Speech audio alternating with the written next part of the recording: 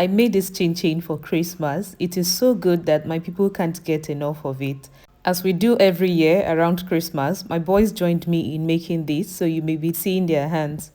This isn't just for Christmas. Whenever you decide to make chin-chin, please use this recipe and I will share a secret ingredient with you very soon. Let's get right into making this chin-chin. I'll mention the ingredients as we go along and also list them with measurement in the description box, so do make sure to check that. I have my sifted flour here, and what I have here is 20 cups of flour, and that's about 2.5 kg. And to that, Sean will add 2 teaspoons of salt, while Kasim will add 2 cups of sugar. Please use more if you like really sweet things, but these 2 cups was just right for me. And Sean is now combining the dry ingredients. Afterwards, Kasim will add 1 sachet of margarine. This is 1 sachet that we usually buy at the market, and I tell you, this was just right. And here we work the margarine into the flour till it looks like this. Now to the secret ingredient. I tell you, if you want really good milky flavored chin-chin, please get this liquid milk flavor. It is 100 times more potent than the powdered ones that we usually buy. This is a combination of 2 flavors. Just ask those people selling baking ingredients. They have it. Tell them you want the liquid flavor. They'll be able to measure out some for you. This tiny bottle I bought for 1,000 naira. I have had this for months and it still hasn't finished. We have here 7 eggs. We have 2 hollandia evap milk.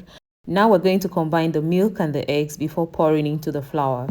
The milk flavor should also go into the milk and egg mixture, but I almost forgot. Thankfully, it was a good time. This is the milk mixture. And for all this quantity of flour, I used just 1 teaspoon. I'm telling you, you will not need more than that, and you will you will feel the effect. Just go and try that milk flavor. Don't even try to use more than that quantity. Your entire house will be smelling like milk. The dough is yet to come together at this point, so we added 2 cups of water, and that was all the quantity of water we added aside the eggs and milk. After a few minutes, I was able to form it into a smooth dough. I allowed it to rest a bit before I began to cut. You already know the drill from this point. All you have to do is to roll it out, not too thin, and cut into your desired shapes. I love to cut mine into these long strips. If you like this recipe, please make sure to give me a thumbs up and leave me a nice comment. And if you're yet to subscribe, kindly do that now. There's so much more that I want to show you.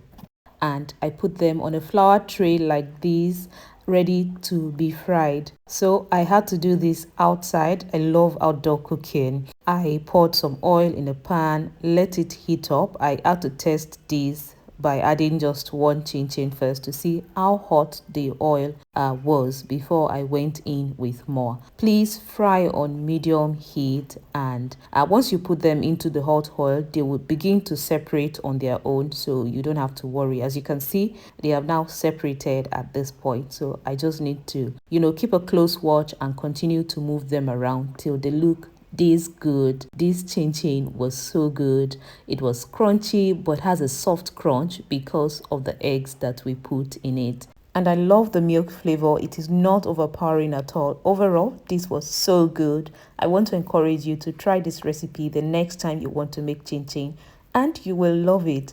Thank you so much for watching. Bye bye.